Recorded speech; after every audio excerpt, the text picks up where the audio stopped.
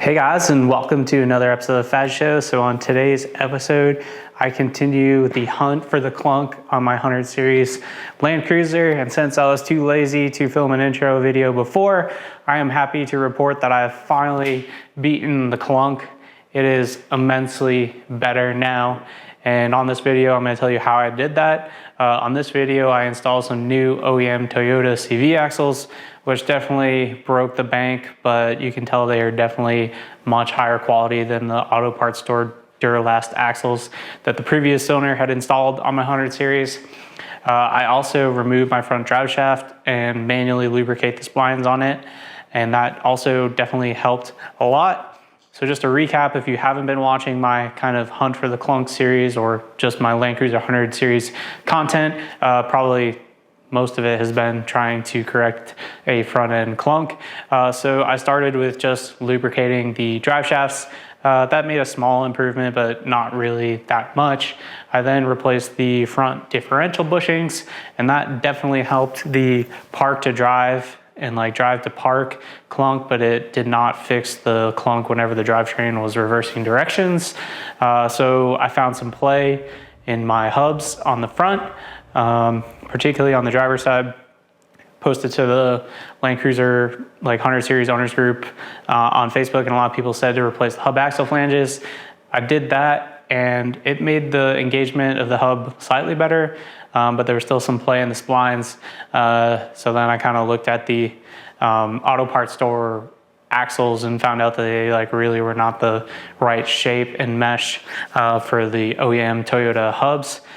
So then I sucked it up and paid the money for the Toyota OEM axles, which I'm always a proponent of using OEM axles. I just have never really found a good aftermarket replacement. Put those in, and again, it pretty much completely restored the reversing drivetrain Clunk that I had whenever going from drive to reverse, reverse to drive. But then I wanted to take it one step further, and I noticed the first time I had greased my axles that I didn't get grease past I got grease past the seal, but it only came out in like one area. It wasn't even around the seal. So I wanted to take that apart and clean it out, and then manually grease with some nice red lined moly grease, which I did. And then that helped a little bit too on top of the new CV axles. So it's definitely in a place that I'm very happy with. Like I've said on a few of these videos in this series, this is the first automatic car I've had in a long time. So I'm not really used to what it should feel like. But I think I've got it to a place that I'm happy with. So I guess on this episode, stay tuned. We'll change out the axles, grease the drive shaft, and then give it a test.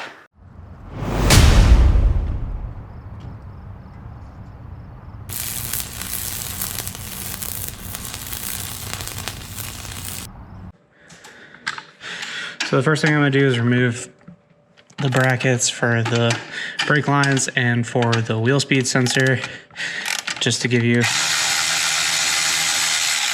more room to move the hub around.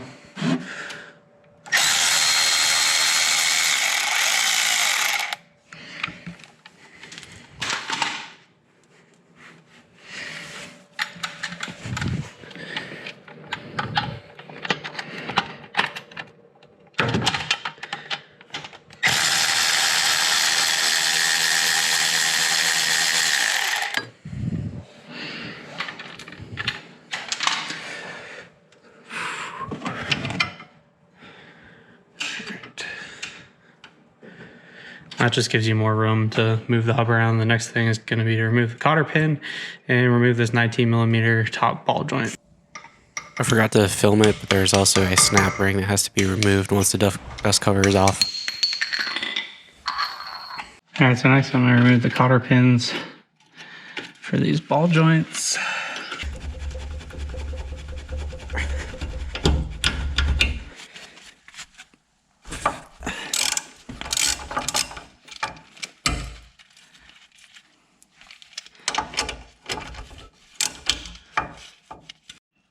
All right, so with the nut back on to protect the threads, I'm going to give it a tap to try and get the ball joint out. That was actually pretty easy. So putting the nut back on there protects the threads, and then also obviously keeps it from falling down like it did.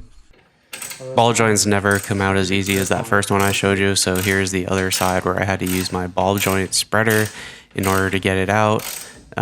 These are great tools if you don't have one that make kind of easy work of sometimes difficult job.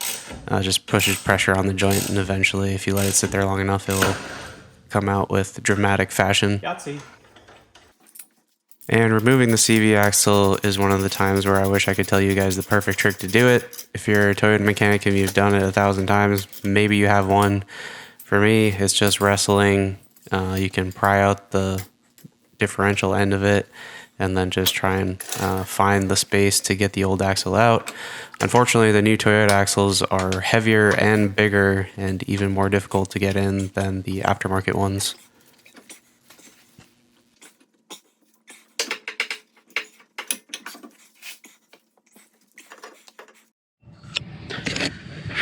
So my goal was to compare a new OEM Toyota axle, a used Duralast auto parts store axle, and an OEM axle with 250,000 miles.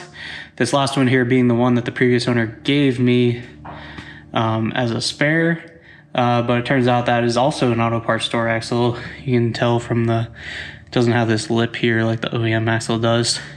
Also, there's just slightly different sizes. You can see how the outboard CV joint is just a little bit smaller on those, which actually makes them easier to install.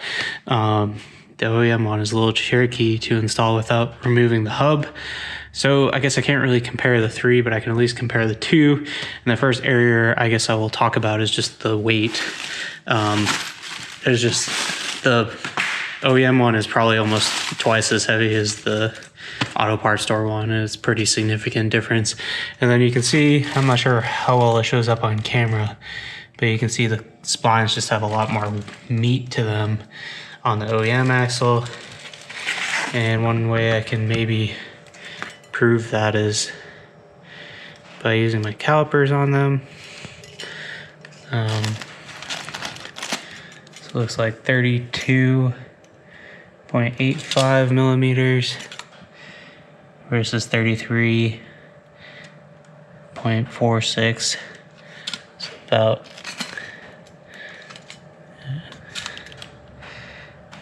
so about 1/4 of a millimeter, if not more, wider on the OEM Toyota one. So obviously that's gonna mesh better, but really I think it has to come down to the shape of the splines too. They just look a little bit wider on the OEM one than they do on the auto parts store one. Comes to more of a point.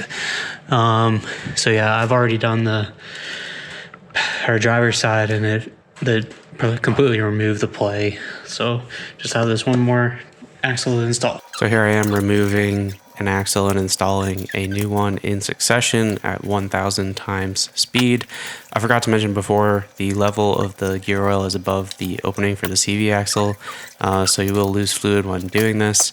If you haven't changed your fluid in a while, it's probably a good time just to do that at the same time. It will make less of a mess. Remove the old axle. You can use a pry bar to get it out of the differential. The snap ring is a little difficult to get out. And then, yeah, it's helpful to have someone with you just to hold the hub. Otherwise, you have to put the jack under it or reinstate the ball joint when you're moving around your shop. As far as getting the new axle in, it's a little bit of a puzzle. The snap ring on the new Toyota axles was very difficult to get in on the differential side.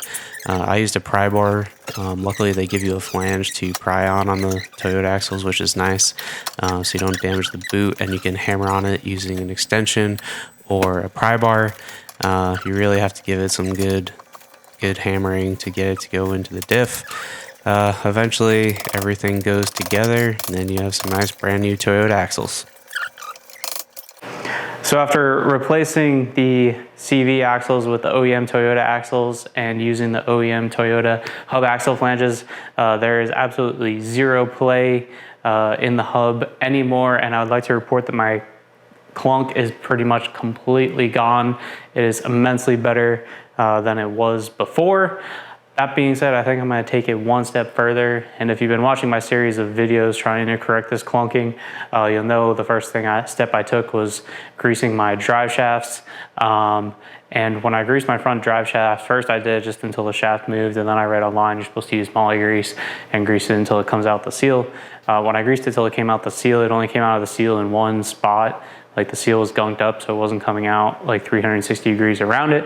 So I'm going to remove my front drive shaft and clean out the old grease in there, clean out the seal, and then repack it.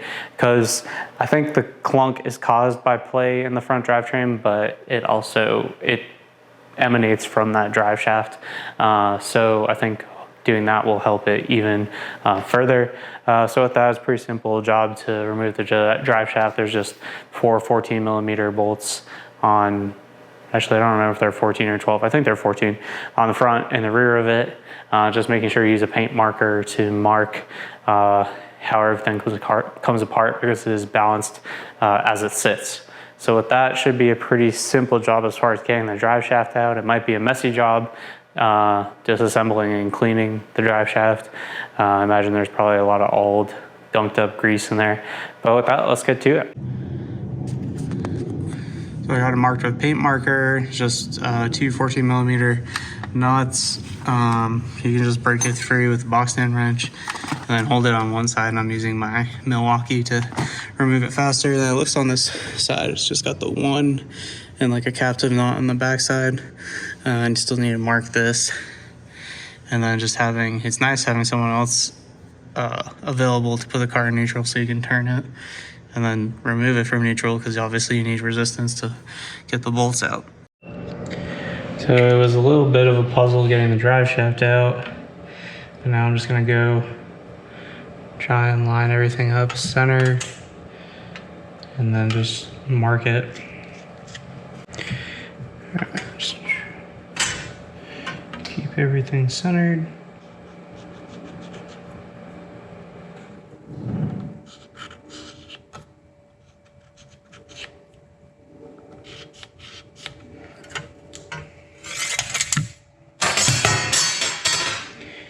Red's probably not the best color, but my white paint marker doesn't want to work.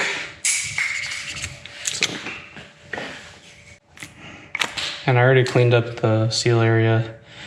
Now I'm just going to depress the Xerx fitting and then pull this apart.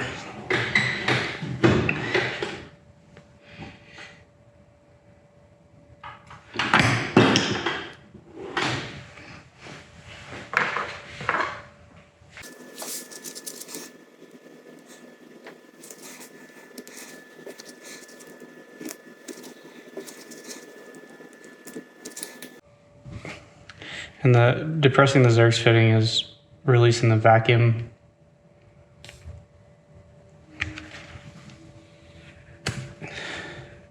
All right. Now that I almost have the splines exposed, I'm gonna continue my line.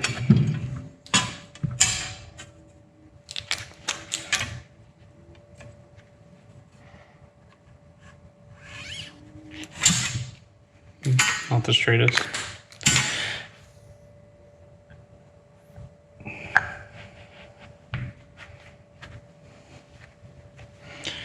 All right, now comes the messy part where I'm just gonna clean out all this old grease and then repack it with fresh grease and put it back together. All right, so it actually wasn't as dirty as I thought it was. I mean, it wasn't clean, obviously, but it wasn't as bad as I thought. The one thing I would say is greasing through the Xerx fitting really does not do a good job. There wasn't as much grease on here as I thought. So I cleaned everything up the best I could. Kind of just used a paper towel and a pick to get inside the, sorry, wasn't even on camera. Used a paper towel and a pick just to get inside the seal here, clean that sealing surface. I used a little bit of Scotch-Brite to clean up the end where it kind of transitions from inside to outside the sleeve. And now I'm just gonna give it a really good pack of grease on the splines because, like I said, greasing through the Xerx fitting really does not get it that good. And then it'll just be the puzzle of getting this back in was quite tricky trying to figure out how to get it out with the sway bar in the car. So yeah, I'm just gonna clean everything up with brake cleaner one last time and then give it a real good packing of grease.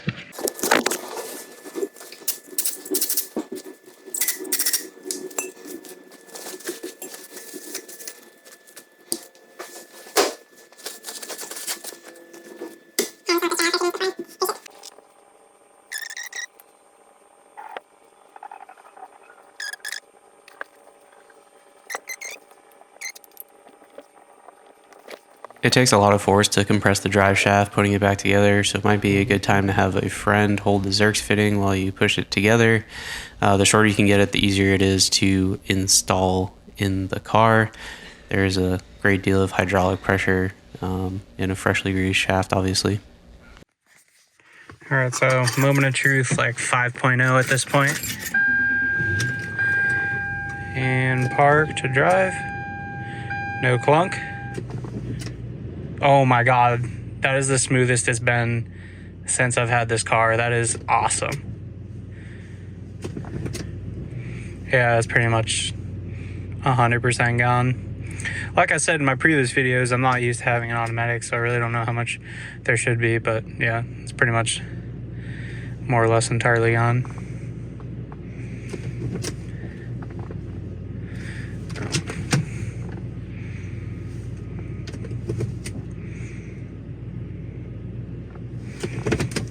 Sweet. The drive shaft definitely helped.